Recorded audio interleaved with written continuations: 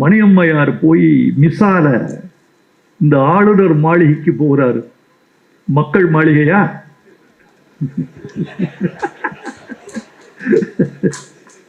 மைசூர் போண்டாவில் மைசூர் இருக்காது.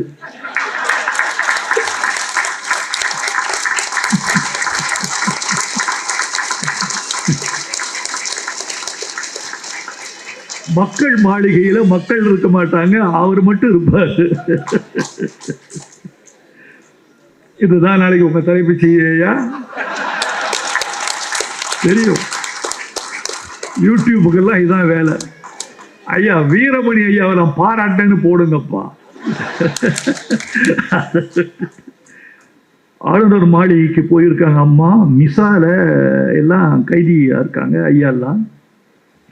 அந்த அம்மா போய் பிரம்மானந்த ரெட்டியை போய் சந்திக்கிறாங்க. பிரம்மானந்த ரெட்டி இந்தியாவின் உள்துறை அமைச்சராக அன்று இருந்தவர். அந்நாள் உள்துறை அமைச்சர், the then home minister of India Brahmananda Reddy. போய் கேட்குறேன், என்னமா அவசியம்?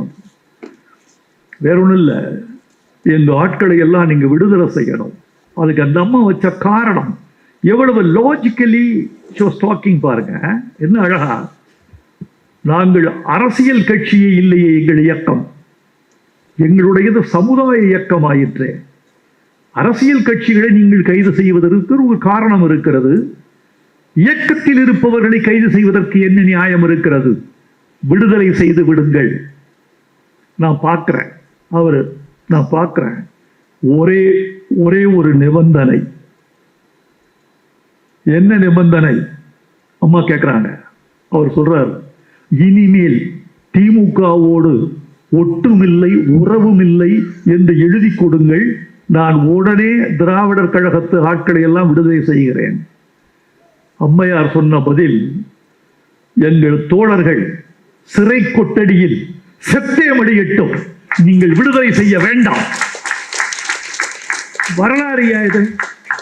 இந்த வரலாறு சொல்ல வீரமணி ஐயாவை தவிர யார் இருக்கா இன்னைக்கு? ஏன் உங்களை பாதுகாக்க வேண்டும் என்று துடிக்கிறோம்? பூமியை பாதுகாக்க வேண்டும் என்று மனிதன் துடிப்பது மாதிரி வீரமணியை பாதுகாக்க வேண்டும் என்று நாம் துடிக்கிறோம். யார் சொல்லுவார்? யார் சொல்ல முடியும் இவரை விட்டா?